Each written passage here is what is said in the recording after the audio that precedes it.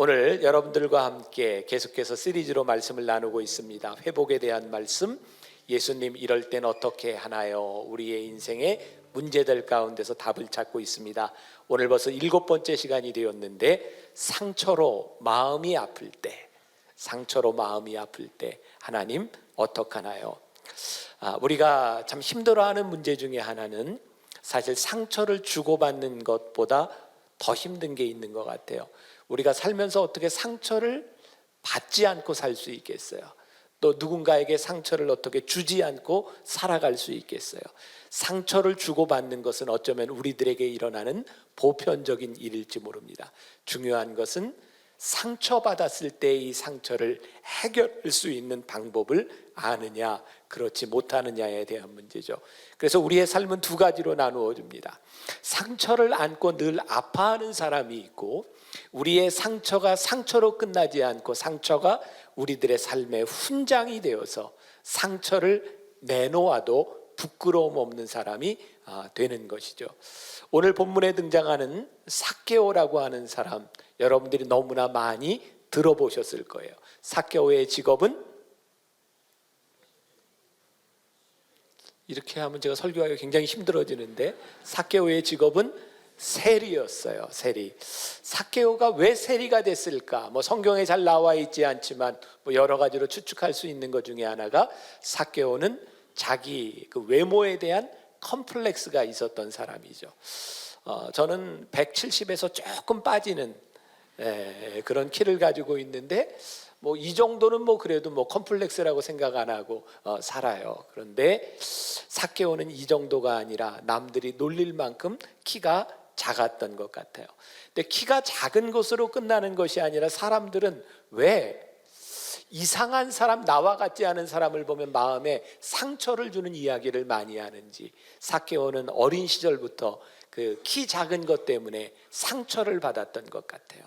근데 상처를 받은 사람이 능력이 없으면 자신의 상처로 끝날지 모르지만, 상처를 받은 사람이 힘이 있으면요, 그 상처를 사람들에게 더 큰 상처로 갚습니다. 이 삭개오는 놀림받았던 상처, 그 외로움의 상처를 극복하기 위해서 돈을 모으는, 당시에 가장 좋지 않은 직업이라고 일컬어지지만 돈과 권력을 가진 세리가 되었어요. 게다가 보통 세리가 아니라 여리고의 세리장. 그러니까 삭개오는 자기가 받은 상처를, 자기가 가진 권력, 그 돈을 빼앗으면서 다른 사람들에게 상처를 주며 살아가는 사람이었어요. 그런데 어느 날 예수님을 만나게 된 거죠. 삭개오가 예수님을 만나게 되었을 때 어떻게 삭개오의 상처가 치유되었는가? 삭개오의 근본적인 문제가 해결되지 않았어요. 예수님을 만나는 순간 키가 쭉쭉쭉쭉 커서 20cm가 컸다고 성경에 나와 있죠? 아니죠? 삭개오의 키에 대한 이야기는 언급되지 않습니다. 그런데 예수님을 만났을 때 삭개오에게 상처를 주던 사람들에게 더 많은 상처를 주며 용납하지 못하던 그 사람들을 삭개오가 용납하게 되는 기적이 일어나게 됩니다. 상처, 그것은 우리를 다시 과거로 되돌려 줄 수 있는 것이 아니라, 그 상처 가운데서 우리들이 어떻게 회복되느냐에 대한 문제인 것이죠. 오늘 우리가 읽은 본문 말씀 8절을 다시 한번 봉독해 보겠습니다. 다 같이. 삭개오가 서서 주께 여짜오되, 주여 보시옵소서, 내 소유의 절반을 가난한 자들에게 주겠사오며, 만일 누구의 것을 속여 빼앗은 일이 있으면 네 갑절이나 갚겠나이다. 요 순간, 이 삭개오의 상처가 훈장이 되는 순간이었는데, 삭개오가 상처를 감추기 위해서 모았던 돈을 그가 내놓겠다고 하는 거예요. 이유는 무엇일까요? 예수님을 만나고 났는데 놀라운 변화가 일어났는데, 내 상처를 숨기기 위해서 모았던 돈, 더 이상 상처를 숨길 필요가 없게 되었다는 거예요. 더 이상 그의 상처, 외로움이 더 이상 그의 인생에 상처가 되지 않는다는 거예요.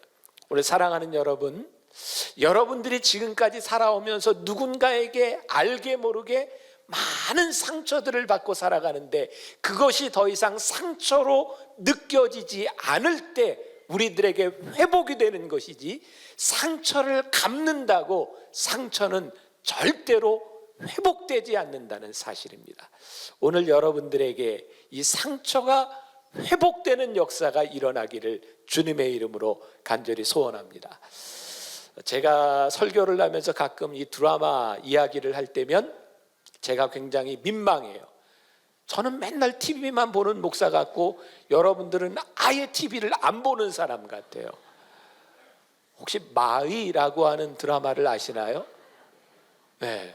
지난주에 마이에 보니까 그 MBC에서 그 명대사를 이렇게 1분 단위로 이렇게 모아놓은 것들이 있더라고요. 근데 지난주에 어떤 일이 있었냐면, 제가 지금 아는 얘기 하는 거죠?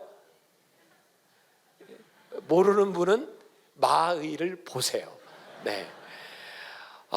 거기에 갈등 관계가, 모든 드라마가 그렇듯이 거기에 최고의 의사인 수의 영감이라고 부르죠. 그 다음에 왕을 이렇게 진료하는 제조 영감, 둘 사이에 이렇게 갈등 구조가 되고 있는데, 그 사이에 말을 고치는 수의사였던 그 조승우가 이제 의사가 되는 그런 과정들을 다루고 있어요. 그런데 한 사건이 일어나요. 그 시험을 보는데 왕의 몸을 진단하는데 이게 무슨 병이냐. 그런데 일반 의사는 그냥 쉽게 왕의 병을 진단했지만, 물론 드라마니까 그렇겠죠. 그 마의는 소와 이렇게 말을 키우던 그런 경험에 의해서 왕의 몸을 보니까 이건 단순한 위장병 뭐 이런 것이 아니라 이게 담석인 것 같습니다. 그랬더니 사람들이 화가 난 거죠. 아니, 왕의 몸을 소에서 말에서 비교해서 얘기를 하는 이런 괘씸한 놈. 그래서 이제 갈등이 일어나는 거예요. 근데 결국 왕이 담석인 것이 이렇게 판명이 나게 되죠. 거기에서 갈등 관계에서 이 수의가 제조 영감한테 하는 명대사가 있었어요. 너는 원래 마의였던 너도 수의사 출신인데 그것을 감추고 있었기 때문에, 상처를 감추며 살아왔기 때문에 너는 그 병을 찾아내지 못했다. 너는 본래 재능이 뛰어난 사람이다. 그러나 저 마의는 자기의 과거 상처를 다 드러낸 사람이기 때문에 왕을 진단하는 데 있어서 올바른 진단을 할 수 있었다. 이게 제가 표현으로는 잘 안 돼요. 가셔 다시 보기를 한번 하시든지 그걸 한번 보세요. 정말 저는 멋진 대사라는 생각이 들었어요. 상처를 감추고 살아가면 그 상처 때문에 우리의 많은 부분들이 가려지기 시작해요. 그러나 상처를 내어놓고 하나님 앞에 상처가 회복되는 순간 우리는 상처에 둘러싸이는 사람이 아니라 상처를 극복하는 사람이 될 수 있어요. 오늘 저는 말씀을 준비하면서 여러분들에게 하고 싶은 말이 있어요. 하나님, 언제까지 하나님을 믿는 우리 백성들이 이 상처 가운데 살아야 합니까? 상처 가운데 왜 아파하고 상처 때문에 누군가를 미워하고 그렇게 살아가야 됩니까? 하나님, 오늘 우리가 가지고 있는 이 상처들이 하나님 앞에서 사명이 되는 역사가 일어나게 하여 주옵소서. 사명 때문에 더 이상 움크려드는 사람이 아니라 상처를 내어 놓을 수 있는 용기 있는 사람이 되게 하여 주옵소서. 삭개오가 예수님을 만나고 나서 그가 남의 것을 토색한 일이 있다면 4배나 갚겠습니다 라고 이야기를 합니다. 여러분, 예수님을 만난다고 하는 게 무엇일까요? 제가 말씀을 묵상하면서 삭개오가 서서라고 하는 이 단어를 가지고 제가 설교 준비를 할 때 몇 가지 성경들을 보고 영어 성경들을 보는데, 영어 성경에 보니까 그렇게 돼 있더라고요. stood, 서서, stopped, 예수님 앞에 멈춰 서서. 저에게는 그런 느낌이 확 들어왔어요. 이 삭개오가 문제를 가지고 있을 때 그 문제를 해결할 수 있었던 방법 중에 하나는 그가 예수님 앞에 서서 그의 살아왔던 날을 보았다는 거예요. 우리들이 살아왔던 인생을 아무리 내가 보아도 우리는 늘 피해의식 가운데 살아가게 됩니다. 내가 무엇을 잘못했는데 내 내면이 보이지 않습니다.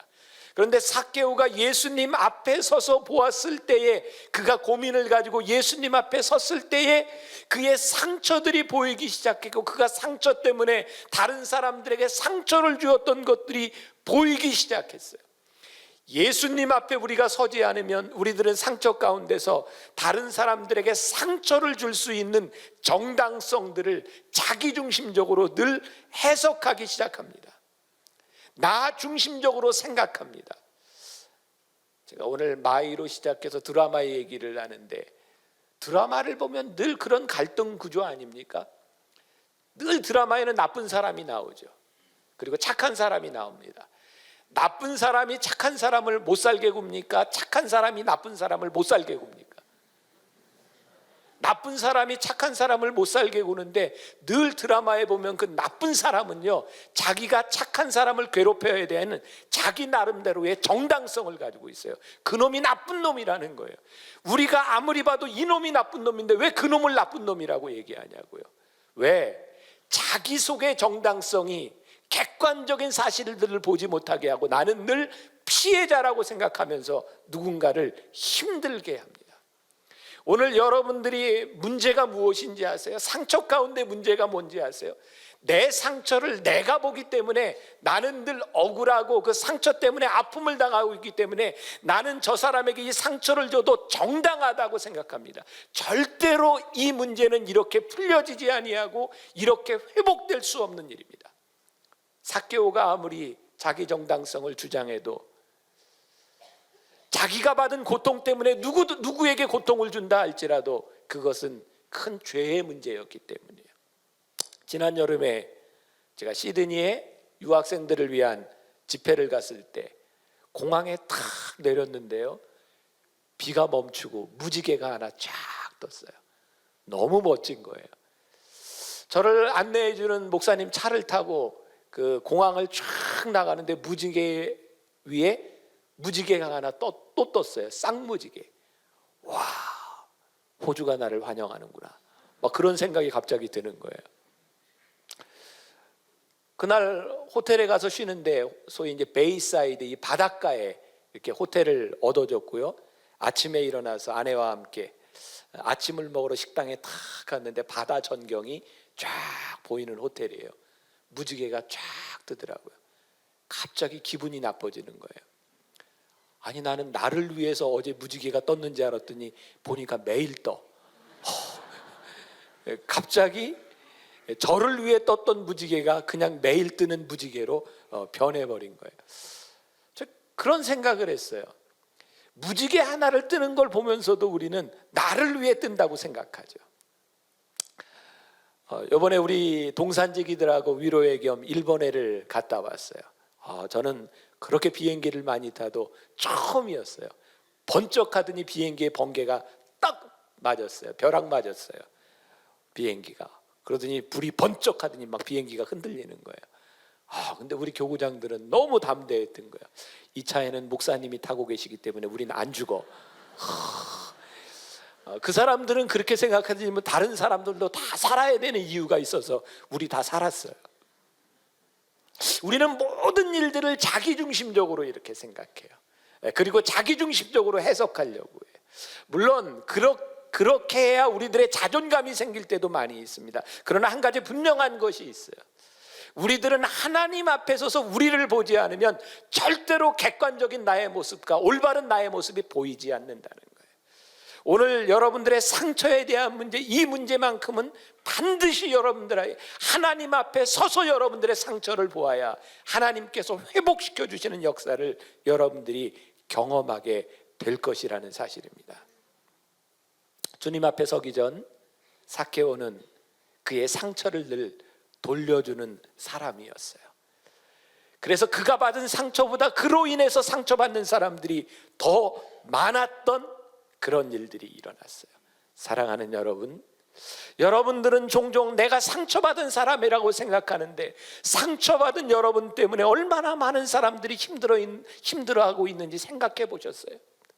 나에게는 정당하다고 생각하는 그것이 누군가에게는 얼마나 불합리한 일인지를 생각해 보셨어요?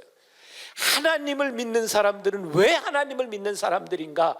자기중심적인 생각에서 하나님 중심적인 생각으로 바뀌어질 때 우리는 하나님을 믿는 사람이 돼요. 로마서 12장 17절부터 19절까지 말씀, 우리 같이 한 목소리로 봉독합니다. 아무에게도 악을 악으로 갚지 말고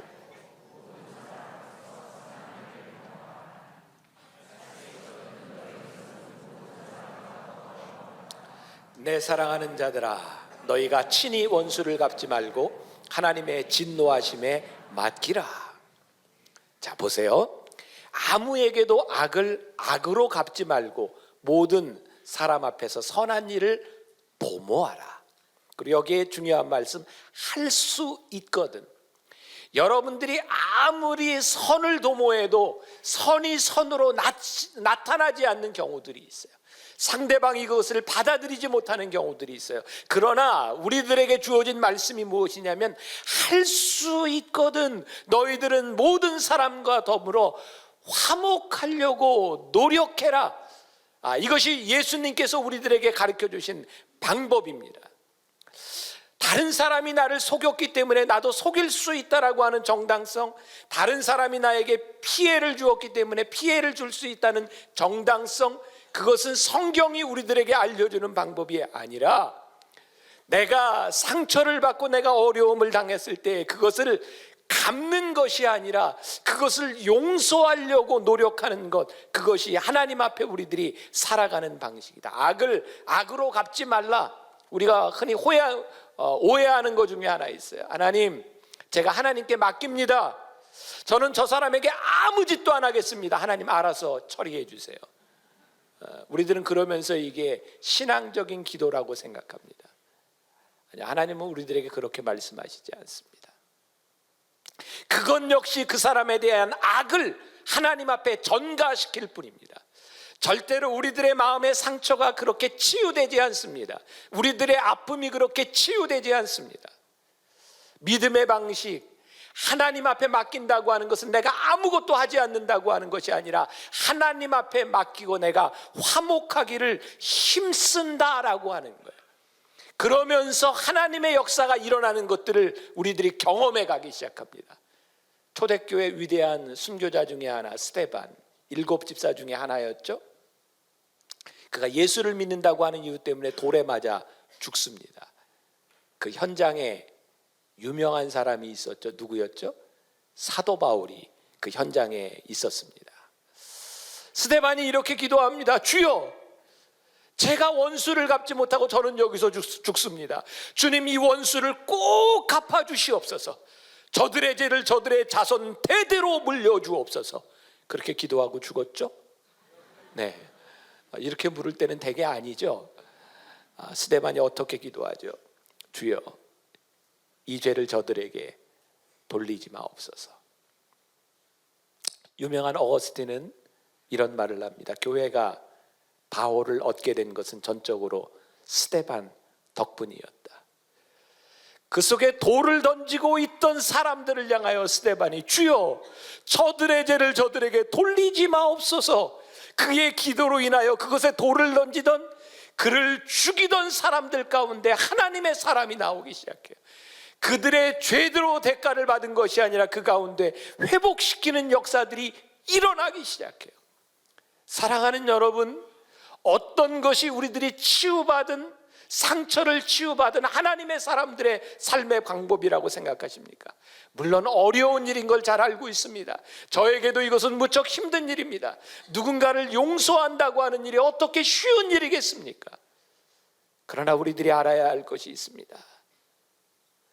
하나님, 저들의 죄를 죄값대로 돌리지 마옵시고 하나님, 저들을 회복시켜 주옵소서. 작년인가요? 우리 교회 예배를 드리다가 신천지 중에 한 분이 예배 시간에 좀 소란스럽게 한 일이 있습니다. 혹시 이 자리에도 신천지가 있으면 다시 한번 소란을 피워보세요. 그래야 우리가 좀 잡아낼 것 같은데, 신천지 정말 잘못된 곳입니다. 왠지 아세요? 이쯤 하면 나타났는데 신천지 못 됐습니다. 왜냐하면 어떤 교회든 자기 교파나 어떤 색깔이나 이런 것을 드러내는 것, 그것이 나쁜 것은 아닙니다. 근데 신천지의 전략이 왜 교회에 들어가서 그 교회에 분열을 일으키는가? 왜 교회 안에 싸움을 일으키는가? 분명한 것은 하나님을 믿는다고 하면서 분열과 싸움을 일으키는 것은 하나님의 방법이 아니라는 사실입니다. 문제가 있는 곳에 싸움으로 해결될 수 있는 것이 아니라는 사실입니다. 하나님은 우리를 회복시키기를 원하시는 분이시지 분열을 통해서 갈라지기를 원하시는 분이 아니라는 사실입니다. 저는 요즘 한국교회와 우리 민족을 바라보며 가장 무서운 것이 무엇인가? 분열의 영이라는 생각이 들어요. 패를 가르고 나와 생각이 같지 않으면 용납이 되지 않는 것, 그것이 이 시대의 가장 큰 문제라는 생각이 들어요. 요즘 제가 좀채로 하지 않는 정치 얘기를 자주 합니다. 제가 대통령 누구 뽑으라 그랬어요? 착한 사람 뽑으라고. 그러면 꼭 착한 사람 뽑으세요. 전 요즘 이 유세하고 하는 사람들을 보면서 이쪽에서 저쪽 편의 사람들에게 좋지 않은 이야기를 하면 여기에서 이쪽 편에게 또 좋지 않은 이야기를 합니다. 그러면서 계속 상대방의 상처들을 드러냅니다. 제가 이게 너무 이 나이브한 생각인지 제가 이상적인 생각인지 모르지만 저는 그런 사람 하나 나왔으면 좋겠어요. 저 사람이 나에게 욕을 할 때 예, 제가 그렇게 부족한 사람입니다. 정말 저분은 참 좋은 분입니다. 저분이 대통령이 돼도 잘 할 수 있을 것 같습니다. 그러나 저도 할 수 있는 사람입니다. 아니, 대통령이 되고 나서 이 나라가 함께 가는 나라가 되어 있을 때 그렇게 상처를 주고 어떻게 함께 이 나라와 이 민족을 만들어갈 수 있는가? 제가 너무 순진한 꿈일지 모르지만 정말 누군가를 용서하고 포용하고 그 사람들에게 사랑을 줄 수 있는 그런 사람들이 이 민족에 나와줘야 되지 않겠는가? 그런 사람을 뽑으세요. 정말 그런 사람이 있으면 좋겠어요. 제가 이 말씀을 준비하던 때 호주에 있었거든요. 그래서 제가 이 말씀을 한 6개월 전에 이렇게 썼던 것 같아요. 그때 한국에서 이메일이 하나 왔어요. 분당 우리 교회 이찬수 목사님이 교회가 앞으로도 부흥하면 이게 흩어버리겠다. 그리고 지금 사놓은 그 교육관도 이제 사회에 환원하는 문제, 아마 요 근래에 그 사회에 환원하느냐 마느냐의 문제를 가지고 아마 공동의회가 열리고 있는 것으로 알고 있어요. 제가 호주에 가기 그 전주쯤이었던 것 같아요. 이찬수 목사님하고 식사를 하면서 그런 얘기했어요. 이 목사님 그 건물 때문에 고민이 많고 저도 만나교회 앞으로 어떻게 목회해야 될지 고민이 많은데 우리 하나님에게 주신 은사대로 한번 좋은 목회를 해봤으면 좋겠습니다. 저는 이찬수 목사님한테 그랬어요. 학교에서 목회하는 것 하나님이 주신 특별한 기회 아닙니까? 목사님 끝까지 그런 목사님으로 남아줘서 한국교회의 좋은 모델이 됐으면 좋겠어요. 난 목사님이 참 부럽습니다. 근데 이 목사님은 만나교회가 부러운 거예요. 그 교회는 이미 건물도 있고 얼마나 좋으냐고. 저희 교회가 리모델링을 합니다. 저는 정말 감사한 게 우리 주변에 땅 살 곳이 한 평도 없다는 겁니다. 우리는 더 넓힐 어떤 방법도 없어요. 너무 감사해요. 하나님은 여기까지, 그리고 여기에서 너희 교회가 할 일이 무엇인가? 그 사람이 무엇을 가지고 있는 것, 그것이 부러운 것이 아니라 그런 이야기들을 나눴어요. 당신은 그 교회에서, 우리는 우리 교회에서 하나님이 주신 사명을 잘 감당하면 좋지 않겠습니까? 제가 얼마 전에 사랑의 교회 오정현 목사님을 만났을 때 그 교회가 교회 짓는 것 때문에 참 많이 힘들어요. 근데 교회가 힘들어하는 그 모습들이 믿지 않는 사람들에게서 힘든 일들이 생겨난 게 아니라 하나님을 믿는 사람들이 그 교회에 대해서 욕을 하고 이야기하기 시작해요.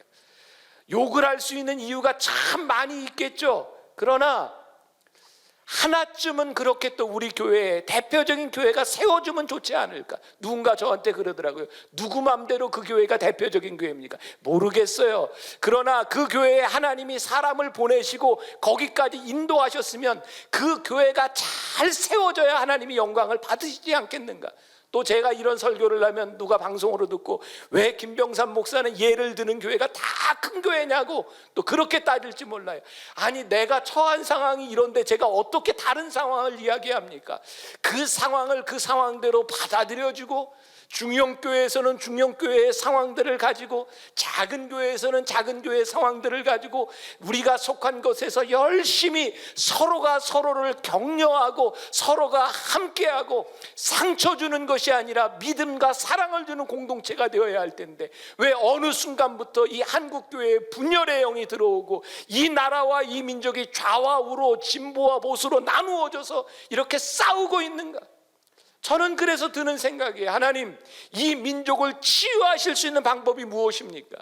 하나님, 이 민족이 새로워질 수 있는 방법이 무엇입니까? 이것은 정치의 논리로는 될 수 없는 것이고, 하나님 복음의 논리로 우리가 서로를 용납하고 사랑하고 품어주며 하나 되게 하여 주옵소서.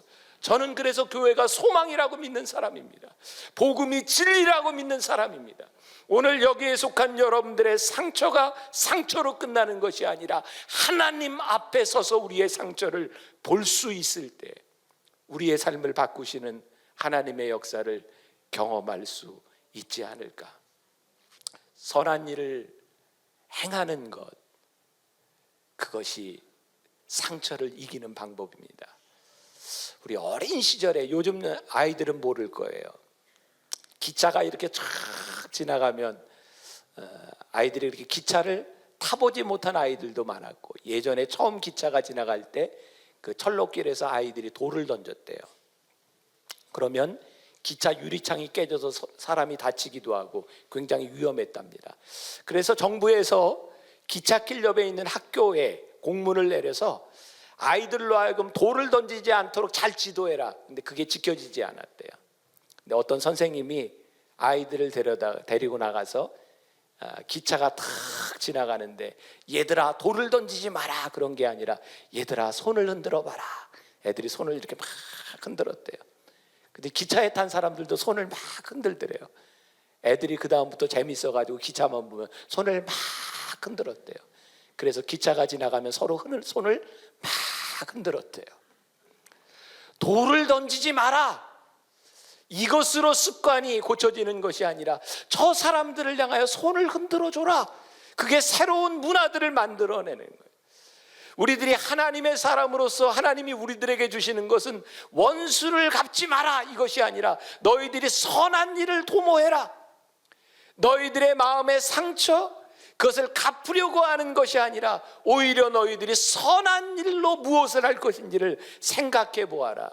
우리들에게 하시는 말씀입니다. 삭개오가 주님 앞에 섰을 때, 그의 삶을 결단했을 때, 그는 어떤 단서 조건도 없었습니다. 그의 절반의 재산을 누구에게 줄 것이고, 그가 잊어버리고 있었던 누군가에게 잘못한 일이 있으면 4배나 갚겠습니다 라고 했을 때 그에게는 아무런 조건이 없었습니다. 단지 하나님께서 그의 삶을 바꿔주셨을 뿐입니다. 그리고 바뀌어진 삶에서 그는 선한 일이 무엇인지를 결단했을 뿐입니다. 오늘 여러분들의 인생을 바꾸는 것, 그것은 원수를 갚는 일이 아니라 하나님 앞에 맡깁니다라고 하는 것이 아니라 여러분들이 선한 일을 도모할 때 하나님이 여러분들의 상처를 회복시켜 주십니다. 제가 중고등학교 다닐 때 중창단을 했었어요. 그때 제일 많이 불렀던 남성 중창이 주연아를 평화의 도구로 써주셔서, 평화의 기도 아세요? 제가 설교 시간에 이걸 부르자고 했더니 우리 노래하는 분들이 제가 같이 불러야 부르겠대요. 제가 노래를 같이 부르려고 하는데 저는 거의 립싱크 수준으로 찬양을, 가사를 한번 생각해 보세요. 주연아를 평화의 도구로 써주소서. 미움이 있는 곳에 사랑을, 상처가 있는 곳에 용서를, 분열이 있는 곳에 일치를. 한번 믿음으로 우리 같이 찬양을 부르고 여러분들의 고백이 있었으면 좋겠습니다.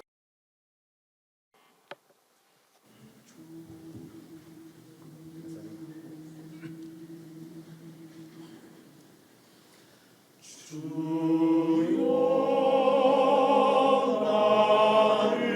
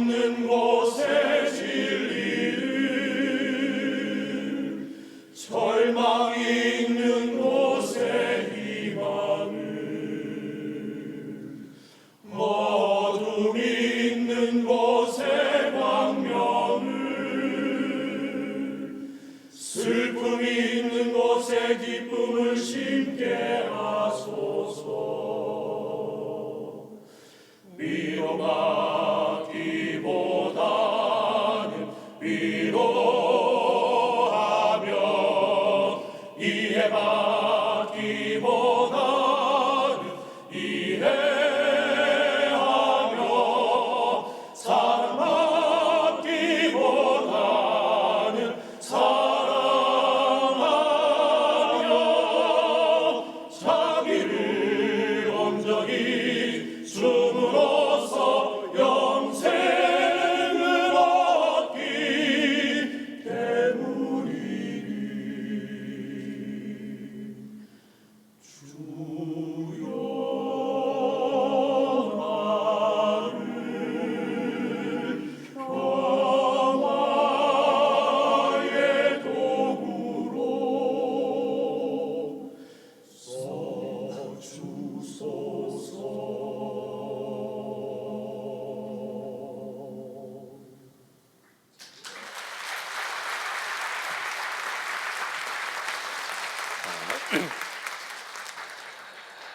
가사가 참 좋죠. 주여 나를 평화의 도구로 써주소서. 미움이 있는 곳에 사랑을, 상처가 있는 곳에 용서를, 분열이 있는 곳에 일치를, 의욕이 있는 곳에 믿음을 심게 하소서. 상처는요 이렇게 회복되어 가는 거거든요.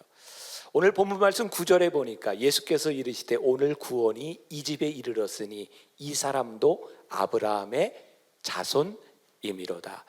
이 말씀을 보면서 제가 이제 성경을 여러 권을 놓고 보는데 그 영어 성경에 이렇게 되어 있다. Because라고 하는 말이 들어 있어요. 이 사람이 아브라함의 자손이기 때문에 구원을 받았다. 우리 성경에서는 잘 이해가 되지 않는 부분이죠. 삭개오가 세리였지만 그는 역시 유대인이었고 그는 아브라함의 후손이었습니다. 그런데 왜 예수님께서 그가 이 사람도 아브라함의 후손이기 때문에 구원을 받았다고 말씀을 하셨을까? 제가 한참을 묵상하다가 저에게 그런 생각이 들었어요. 이 사람이 이제서야 아브라함의 후손이 되었구나. 이면적 유대인과 내면적 유대인을 우리들이 이야기하는데 이면적으로 우리들이 누구의 후손이다 이것이 중요한 것이 아니고 오늘 이면적으로 여러분들이 여기에 나와서 예배를 드리고 있다고 하는 것이 중요한 것이 아니고 삭개오가 예수님 앞에 섰을 때에 그에게 더 이상 상처가 상처되지 않았을 때에 더 이상 어떤 조건도 없이 주님 제 상처가 회복되었사오니 제가 이렇게 살아가겠습니다라고 고백하는 순간 예수님께서 그래 너도 이제 아브라함의 후손이니 내 집에 너의 구원이 이르렀느니라. 오늘 상처가 우리로 하여금 우리를 망가지게 하는 것이 아니고 상처가 우리로 하여금 슬픔으로 끝나게 하는 것이 아니고 우리가 상처 가운데 우리들이 하나님 앞에 섰을 때에 하나님께서 우리들에게 주시는 그 마음 그것을 가지고 내가 믿음으로 결단했을 때 하나님이 우리의 믿음을 보시며 우리들에게 말씀하십니다. 그래 내가 이제 아브라함의 후손이 되었구나. 내 집에 구원이 이르렀느니라. 우리들이 하나님을 믿으며 매주 예배를 드리면서도 우리들 마음속에 평안이 없고 우리들 마음속에 해결되지 않았던 미움의 문제, 죄의 찌꺼기에 대한 문제, 수치심에 대한 문제 그것이 해결되지 않았었는데 나는 수십 년 크리스찬이었고 모태신앙이었고 그래도 이 문제가 해결되지 않았었는데 오늘 주님께서 우리들에게 말씀하시기를 그래 오늘 내 집에 구원이 이르렀느니라. 내가 보니 내가 아브라함의 후손이구나. 오늘 하나님 앞에 이 결단 이것들이 나타나야 우리에게 구원의 기쁨이 이르게 됩니다. 제가 지난주에 여러분들에게 소개해드렸던 엄마라고 불러도 돼요 라고 하는 책이 있습니다.